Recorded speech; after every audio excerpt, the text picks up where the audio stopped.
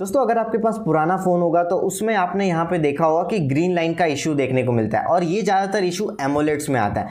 अब ये जो ग्रीन लाइन आता है उसे हम कहते हैं GLOD यानी कि ग्रीन लाइन ऑफ डेथ। अब ये आता क्यों है? देखिए, जब भी हम स्क्रीन बनाते हैं तो उसमें जो पिक्सल्स आपने देखे होंगे 3 तरह के, रेड, ग्रीन और ब्लू का यूज़ होता है। तो ये पिक्सल्स का जो यूज़ होता है तो उसमें जो ग्रीन है ना वो डोमिनेंट होता है। ग्रीन कलर डोमिनेंट इसलिए भी होता है क्योंकि अगर आप देखा जाए तो ये जो ग्रीन लाइट होती है वो एक्चुअल में बहुत ज़्यादा सेंसिटिव होती है। यानी कि अगर हम रेड, ग्रीन और ब्लू को देखें तो ग्रीन लाइट हमें सबसे ज़्यादा ब्राइटर दिखाई देती है।